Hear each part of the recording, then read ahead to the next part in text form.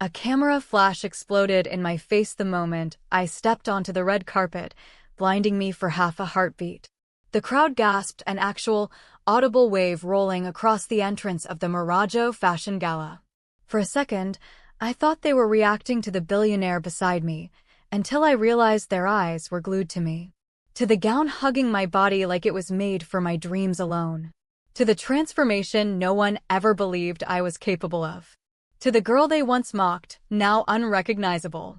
Someone whispered, "Wait, isn't that Mira? The cleaner?" Before I could take another step, Adrian Voss, yes, the Adrian Voss, the youngest billionaire to ever own a global fashion empire, offered me his arm. He leaned in, his voice low against the chaos. "You ready?" I swallowed. "As ready as I'll ever be." Cameras burst again. But if you're watching this, before I tell you how I became the woman everyone suddenly fears, do me a favor. Hit the subscribe button, like the video, and drop a comment. Because what you're about to hear, it didn't happen overnight. It didn't happen easily. And it definitely didn't happen without scars. Now let me take you back to the day everything actually started. I was mopping the marble hallway on the 4th floor of Voss Couture when I heard laughter. The sharp, cruel kind. I didn't have to turn around to know who it was. Sienna. Senior design intern. Daughter of someone important. And the self-appointed queen of making my life harder than it needed to be. "Look at her outfit," she said loudly, pointing at my faded thrift store blouse. "It looks like a charity shop exploded." A couple of the other interns snickered. I kept mopping. I'd learned a long time ago that reacting only made things worse. "Oh wow," Sienna continued, stepping closer. "Did the village market have a discount today?" I felt heat crawl up my neck, but I forced myself to breathe. "I'm just trying to work, Sienna." "That's adorable," she said. "Work harder, maybe you'll afford real clothes." More laughter. I bit my tongue until I tasted metal. If only they knew, if only they had the slightest idea that I loved fashion. That I sketched designs during lunch breaks. That I stared at discarded fabric scraps like they were pieces of possibility. But dreams don't pay bills, and bills don't wait. So I stayed quiet. I kept my job. I let people talk. That afternoon, everything spiraled. My bag slipped off the supply cart, scattering its contents across the hallway. But not just the usual things. My sketchbook flew open on the glossy marble floor, pages flipping like a betrayal. Drawings spilled out everywhere. My secret. My heart. Exposed. Sienna lunged for it before I could. "What is this?" she gasped dramatically. "Is this a dress?" She held up one of my favorite designs like it was garbage. "Mira, did you draw these little cartoons?" One of the interns chimed in. "They're sketches," I said quickly, reaching for them. "Please give them back." But Sienna was already flipping through the pages. "Oh my God," she laughed. "You actually think you can design? That is adorable. You're a cleaner, not a creative." The words sliced deeper than she knew. "Please," I whispered, reaching again. She held the sketchbook over my head. "Here's a tip, sweetheart. Leave the fashion to people who belong in it." Before she could say more, a quiet voice spoke behind us. "I'd like to see those." Everything froze. The interns straightened up like soldiers. Sienna turned, her face draining of color. Standing behind her was Adrian Voss. Yes, the billionaire. The ghost everyone talked about but rarely saw in person. Rumor said he preferred staying in the upper offices, watching the company from behind glass walls like a silent puppeteer. And now he was watching me? He extended a hand toward Sienna. "Your name?" he asked calmly. Sienna," she stuttered. Her confidence evaporated.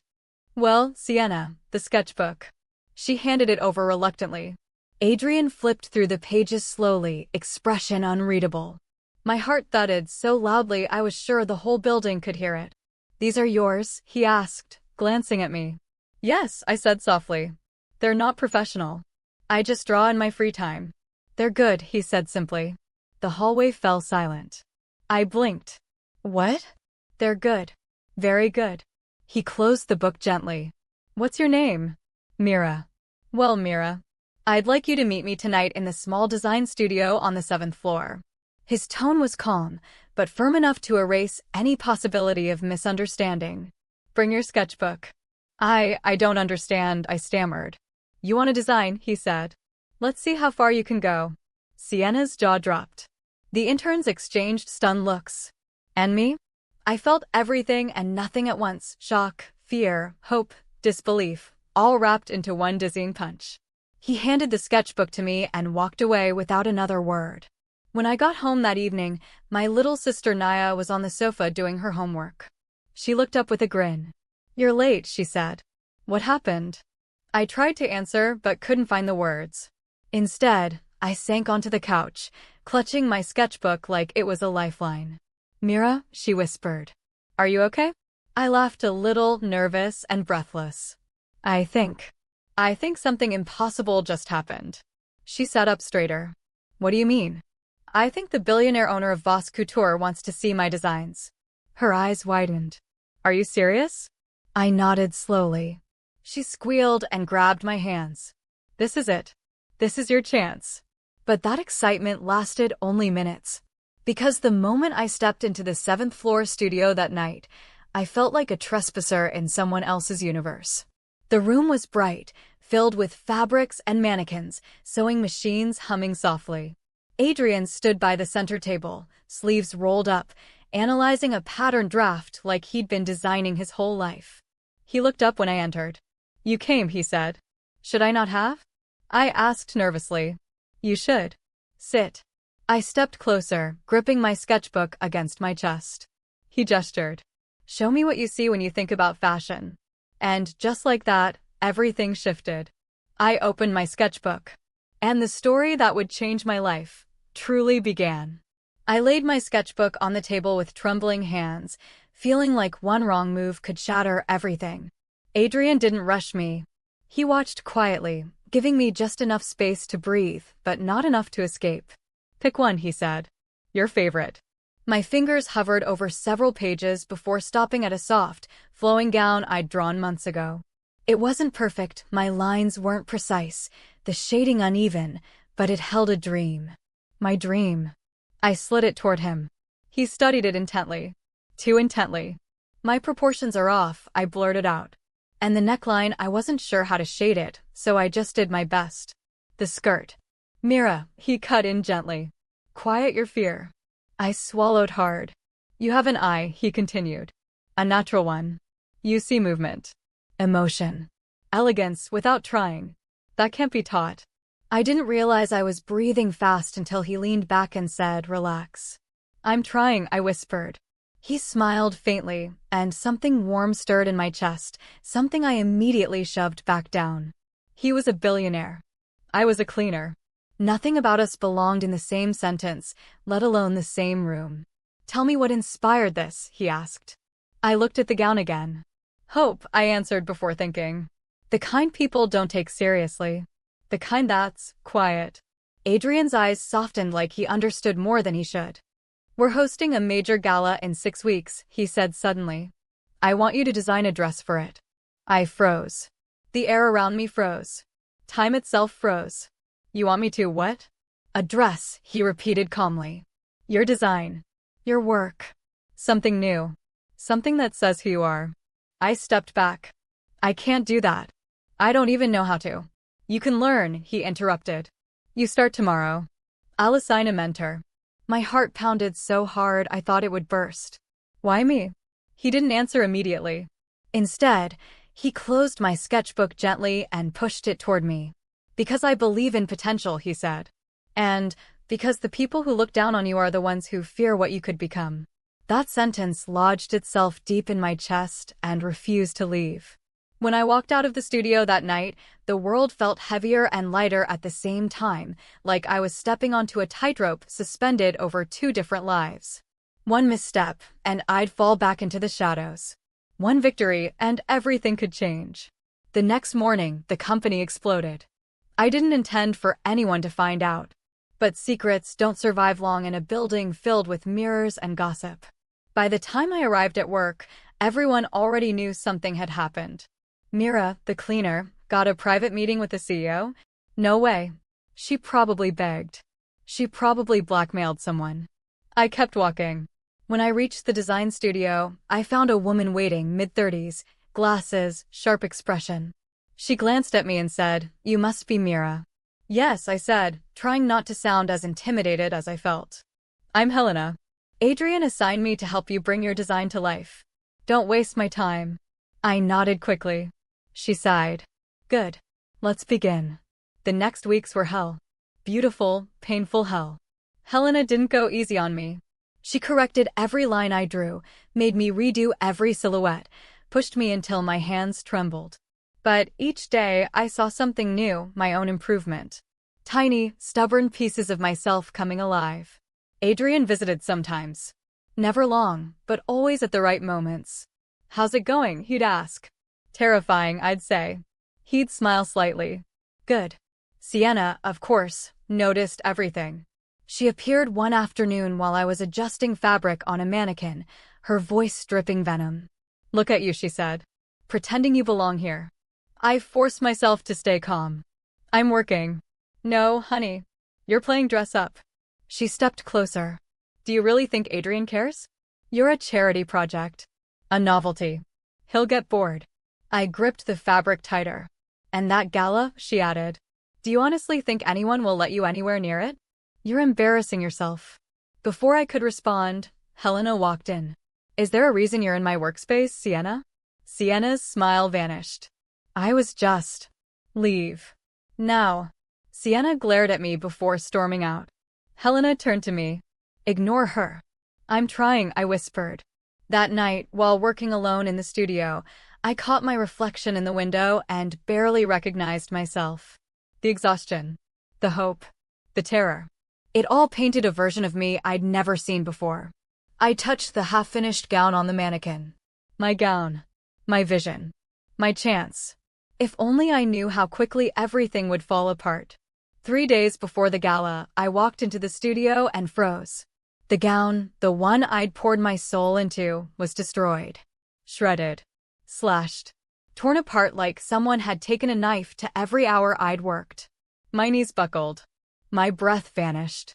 My hands covered my mouth to hold in the scream clawing its way out of me. "No," I whispered.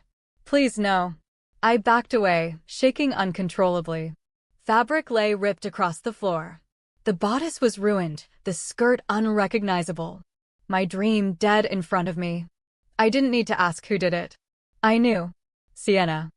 I crumpled to the floor and finally let myself sob, loud, broken, painful. Everything I had fought for. Everything I had hoped for. Destroyed by someone who couldn't stand to see me rise. I didn't know Adrian had walked in until I heard his voice behind me, sharp, tense, darker than I'd ever heard it. "Mira," he said softly. "Look at me." I couldn't. I kept crying, unable to breathe. He crouched beside me, his tone shifting to something heartbreakingly gentle. "Who did this?" I shook my head. "It doesn't matter. It's over." I should have known this wasn't my world. "Yes," he said. "It does matter." His voice carried an edge of fury that wasn't meant for me. But I was already done. Something inside me had snapped, hope finally surrendering to exhaustion. "I quit," I whispered. He froze. "No. I can't do this anymore. Mira. I don't belong here." I picked up my sketchbook with shaking hands and walked past him. He didn't chase me. But the pain in his silence followed me all the way to the elevator. I cried the entire bus ride home. Not quietly. Not gracefully. My chest shook with every breath, my fingers digging into my sketchbook like it was the last piece of me that hadn't shattered. People stared, but I didn't care. Let them stare. It still hurt less than watching my dream be torn apart by someone who simply hated the idea of me rising. I stumbled into the apartment, and Naya rushed to me instantly. "Oh my God, Mira, what happened?" I sank onto the floor like gravity had finally won. She knelt beside me. "Talk to me." "They ruined it." My voice cracked. "The dress. The work. Everything." Her face twisted in confusion and anger. "Who? Why?" I couldn't even answer. All I could do was hold my sketchbook against my chest like I was trying to keep my heart from falling out. "Mira," she whispered, brushing my hair out of my face. "You don't deserve this." I laughed brokenly. Maybe Sienna was right. Maybe I don't belong there. "Stop." Her voice hardened. Don't let someone like her decide your worth. She didn't have to, I whispered. I saw it myself. Today proved it. Naya pulled me into her arms and held me while I cried until tears ran out, until exhaustion replaced heartbreak, until breathing felt possible again. I thought the day was over. But then there was a knock. A soft, hesitant knock. Like the person on the other side wasn't sure if they had the right to try. I wiped my face. Who's that? Naya peeked through the window, then turned to me with wide eyes. It's him. My breath caught. Who? She swallowed. The billionaire. My heart stuttered. Adrian, is at our door? She nodded quickly. I stood, legs trembling, and unlocked the door slowly. When it swung open, there he was, not in his tailored suits or his usual sharp composure, but in a simple black shirt, sleeves pushed up, hair slightly messy like he'd been running his hands through it. He looked human. He looked worried. Mira, he said quietly, his eyes searching my face. Can I come in? I stepped aside, unable to find my voice. He entered the small apartment and looked around gently, not judging, not evaluating, just taking it in. Naya excused herself to the bedroom, giving us space neither of us knew how to use. For a moment, he didn't speak. Then he turned to me. I'm sorry. The words hit me harder than I expected. He shook his head. I should never have let you leave the studio like that. I should have gone after you. I should have. You couldn't have stopped what happened, I whispered. He stepped closer, his voice low but firm. But I should have protected what you created. I felt tears threaten again. That dress was your vision. Your heart. Your work. His jaw clenched. What happened to it was deliberate. Cruel. And unacceptable. I know, I said, looking down at my hands. But it's gone. No, he countered. It doesn't have to be. I lifted my head. He stared into me with an intensity that made the room feel smaller. Let me help you rebuild it. A painful laugh escaped me. In 3 days? It took weeks. We won't do it alone, he said. I've already called a team. Helena. 2 senior designers. A seamstress. They're waiting in the studio now. My breath hitched. Waiting? For what? For you, he said simply. Because it's your design. Your dream. And I am not letting anyone steal that from you. I didn't know what to say. I didn't know what to feel. The weight on my chest cracked open, letting light in through the smallest fracture. Why? I whispered. Why are you doing all this for me? He held my gaze, something soft and dangerous flickering in his eyes, something that felt like truth. Because I believe in you, he said. And because no one should rise alone. I felt my throat tighten painfully. But I quit, I said weakly. Then unquit, he said, stepping closer. Come back with me. I'm scared, I admitted. Good, he murmured. That means you care enough to fight for it. His words hit something deep inside me, something tired but unbroken. I took a shaky breath. If I come back, we won't sleep, will we? He smiled, the kind that felt rare, real. No, not even a minute. Despite everything, a small, fragile laugh escaped me. He extended his hand. Mira, let's finish what you started. I hesitated only for a second. Then I put my hand in his. And just like that, the real transformation began. Back in the studio, the team was already working. Fabric samples were laid out, patterns half-drafted, mannequins arranged like silent witnesses. Helena rushed to me the second I walked in. You okay? She asked. No, I said honestly. But I'm here. Good. We have 72 hours. Those hours became a blur, coffee cups, dim lights, sewing needles, whispered instructions, and Adrian pacing like he was more invested in this dress than he'd ever been in any business deal. Time felt unreal. We worked until our fingers numbed. We stitched until sunrise bled through the windows. And slowly, painfully, beautifully, the dress came back to life. I was attaching the final line of beads to the bodice when Helena said quietly, "It's ready." I stepped back. And there it was. My gown. Not the one that had been destroyed. A better one. A stronger one. A version rebuilt from fire instead of fear. Tears blurred my vision, but I didn't hide them this time. It's beautiful, I breathed. You made it, Adrian said. No, I whispered. We made it He looked at me with something unreadable but warm, something that made my heart flutter in ways I wasn't brave enough to acknowledge. The gala was in hours. Everything that had broken me was about to become everything that remade me. I didn't know what the world would say. I didn't know what Sienna would do. I didn't know what would happen when I stepped into that room wearing the dream I fought for. I only knew one thing. I wasn't going to run anymore. I didn't know how long I stood there in Adrian Voss's arms, but I knew one thing. The world had changed. Not because I had suddenly become beautiful, or because I had walked into a room wearing a dress that silenced 1,000 critics, or because the most powerful billionaire in the city had chosen to stand beside me. No. The world changed because, for the first time, I wasn't afraid of it. When Adrian finally let me go, his hands lingered on my arms, as if he wasn't ready to release the moment. I wasn't either.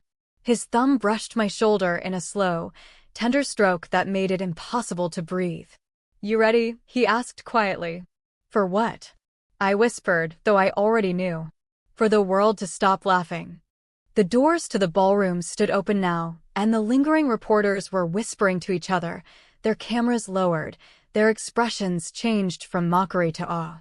People who had looked down on me, insulted me, ridiculed me, now stared like they couldn't process the transformation. I stepped forward, still holding Adrian's hand. Every step was deliberate. Every inhale was steady. Every part of me felt like I was walking into a new chapter. And then she appeared. Sienna. Her smile was thin, sharp, so carefully painted on her face it looked painful. She slithered through the crowd with her designer gown rippling behind her. She was surrounded by her circle, always perfectly dressed, always perfectly judgmental. "Well," she said, her gaze dragging down my gown with a jealousy so naked it almost felt indecent. "Someone got polished." Adrian didn't let go of my hand. "She was always polished. You just didn't have the vision to see it." A collective gasp passed through the people around us. Sienna blinked in shock, then tried to recover. "Adrian, honestly.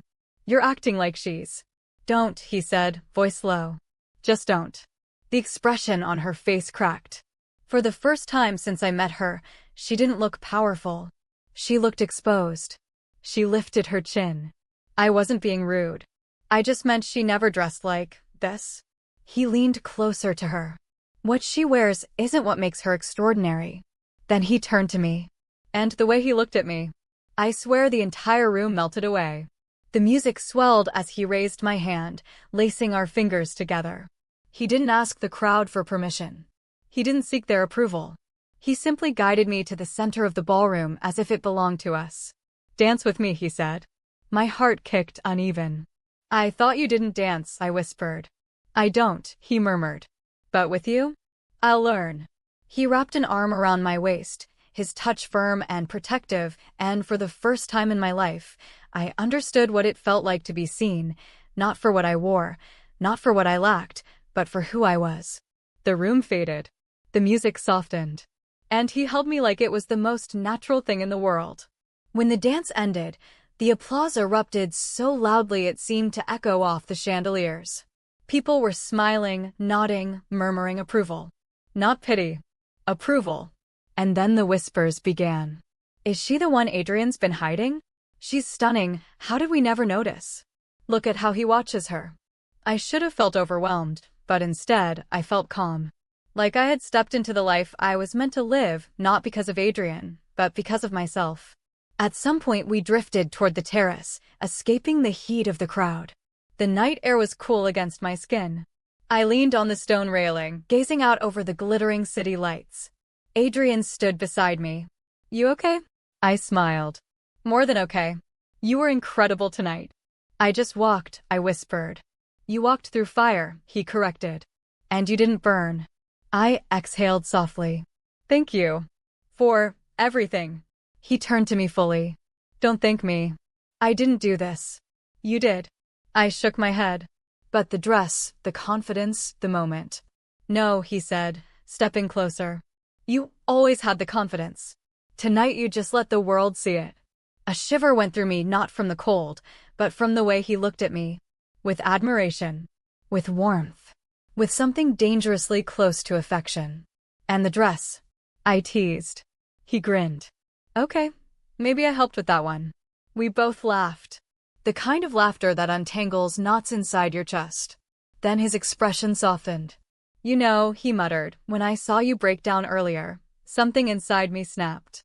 I'm sorry, I whispered. I didn't mean to. He touched my cheek, silencing me. No, don't apologize. You don't ever have to apologize for being hurt. My breath caught. The sincerity in his eyes was almost too much. I'm glad you came tonight, I said quietly. I'm glad you let me stand with you, he replied. We stayed there, breathing in the night, letting the silence settle comfortably between us. After a while, I asked, do you think they'll still laugh tomorrow? He shook his head. They won't dare. And if they do? He smirked. Then they'll answer to me. My heart flipped hard. But it wasn't his protectiveness that struck me the most. It was the truth I suddenly understood. Whether they laughed or not didn't matter anymore. I wasn't that insecure girl counting every penny, wearing the same 3 thrifted outfits, praying no one would notice the holes in the seams. I was someone who could walk into a room full of the rich and powerful and hold my ground. Someone who survived mockery. Someone who rose anyway. Someone who glowed. As we walked back inside, the cameras flashed again, but this time, I didn't shrink from them. I let them capture everything. At the end of the night, as Adrian escorted me to the waiting car, he opened the door for me but didn't let go of my hand. Before you go, he murmured, I need to ask you something. My heart hammered. What is it? His voice lowered. Do you want this to be the last night I stand beside you, or the first of many? I froze. The first of many. My lips parted, but sound refused to come out. I didn't know what the future held. I didn't know if I was ready to let myself fall. But I knew one thing. I didn't want this to end. So I stepped closer until there was barely room for breath between us and whispered. The first. Something in his expression broke open, softened, deepened, brightened. He squeezed my hand gently, as if sealing a promise neither of us fully understood yet. Good, he whispered. Because I'm not done showing you the world. I held his gaze for a long moment, then finally slid into the car. As it pulled away from the gala, I watched him standing under the golden lights, tall and steady and waiting. People laughed at me once. But they wouldn't forget me now. And if you've stayed with me through this entire journey, make sure you like, comment, and subscribe. Stories like mine deserve to be heard, and I have so much more to tell you. Because this was just the beginning. Until next time, this is StoryVerse TV.